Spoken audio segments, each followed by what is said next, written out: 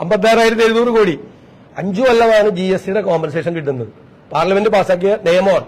5 കൊല്ലത്തേക്ക്, ബാക്കിലും അങ്ങനെയാണ്. 5 കൊല്ലത്തേക്ക് ഇവരെ എഴുതി വെച്ചേക്കുക.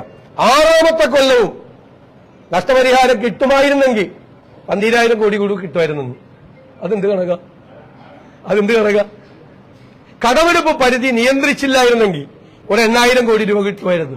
അതെങ്ങനെ? കടമെടുപ്പ് പരിധി പാസാക്കിയ നിയമമല്ലേ, നമ്മൾ പാസാക്കിയ നിയമമല്ലേ കടമെടുപ്പ് പരിധി, കേരള നിയമസഭ പാസാക്കിയത്. പിന്നെ 10ാം ധനകാര്യ കമ്മീഷൻ കിട്ടിയിരുന്ന തുക കിട്ടുമായിരുന്നെങ്കിൽ ഒരു 21,000 കോടി വേറെ കിട്ടുമായിരുന്നു. 10ാം ധനകാര്യ കമ്മീഷൻ 95 ധനകാര്യ കമ്മീഷനാണ്. അതുമായിട്ട് താരതമ്യം ചെയ്യും. ഇങ്ങനെ കള്ളക്കണക്കാണ്. അത് ഇവിടെ പുറത്ത് നവകേരള സദസ്സിൽ എല്ലായിടത്തും പ്രസംഗിച്ചു.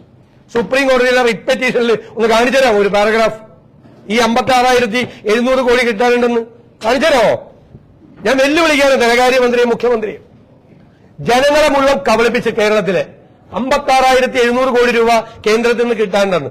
ഞങ്ങൾ നിയമസഭയിൽ അതല്ല, ശരിയല്ല, കള്ളക്കണക്കാണെന്ന് പറഞ്ഞപ്പോ ഗവൺമെന്റ് മിണ്ടിയില്ല. സുപ്രീം കോടതിയിൽ കേസ് കൊടുത്തപ്പോ എവിടെ പോയി 56,700 കോടി?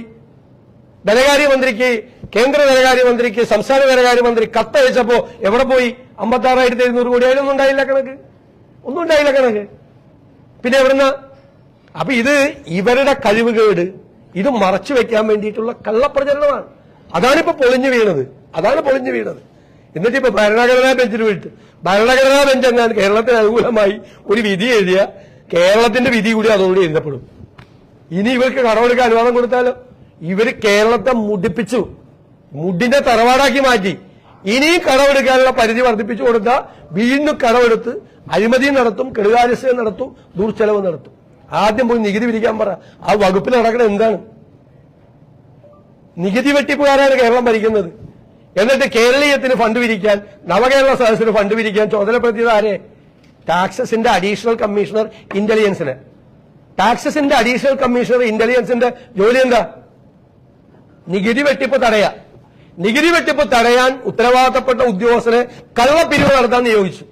കള്ളപ്പിരിവെന്ന് ഞാൻ പറയാൻ കാരണം, നിയമസഭയിൽ ചോദിച്ചിട്ട് കണക്കില്ല, വിവരാവകാശ നിയമപ്രകാരം ചോദിച്ചിട്ട് കണക്കില്ല, കേരളീയത്തിന് പിരിച്ച തുകയും നവകേരള സദസ്സിന് പിരിച്ച തുകയും കണക്കില്ല. ഉദ്യോഗസ്ഥന്മാരെ വെച്ച് പിരിപ്പിച്ചാണ്.